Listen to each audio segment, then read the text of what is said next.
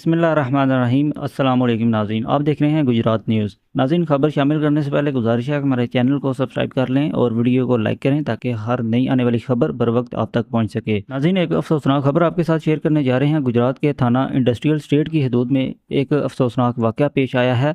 समन पिंडी के इलाका में 50 रोड पर जो है सारों की नहर के करीब फायरिंग का एक वाक़या पेश आया, जिसमें कार सवार नामालूम मुसल्लह अफराद की जानिब से फायरिंग की गई, जिसके नतीजे में मोटरसाइकिल सवार 2 अफराद जो हैं वो जहाँ बाग हो गए, जिनकी शनाख्त अकबर और कदीर के नाम से जो है वो बताई जा रही है, जो कि टपियाला साइयाँ के इलाका से जो है वो उनका ताल्लुक बताया जा रहा है कि इनका ताल्लुक टपियाला साइयाँ से था। और इब्तदाई इतलात के मुताबिक जहाँ बाग अफराद जो हैं अदालती पेशी से वापस आ रहे थे कि उन्हें रास्ते में जो है वो फायरिंग का निशाना बनाया गया।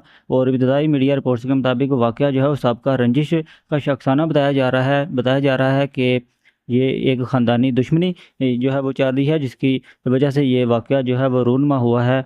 और अभी तक की जो इतलात हैं उसके मुताबिक जो है वाक़या की इतला मिलते ही पुलिस जो है वो जैब कुआं पर पहुंच गई और तमाम तर शवाहिद इकट्ठे किए गए और जो जहाँ बाग अफराद हैं उनकी डेड बॉडीज़ DHQ अस्पताल, जो कि अजीज़ भट्टी शहीद अस्पताल, जो है उन्हें मुंतकिल किया गया पोस्टमार्टम के लिए। और पुलिस की जानिब से जो है वो इलाका की नाकाबंदी कर दी गई है और CCTV फुटेजेस भी जो है वो हासिल की जा रही हैं अभी तक की रिपोर्ट्स के मुताबिक।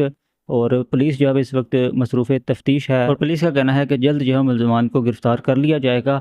यह है नाज़रीन अब तक की खबर। अगली वीडियो तक के लिए दीजिए इजाज़त। अल्लाह हाफ़िज़।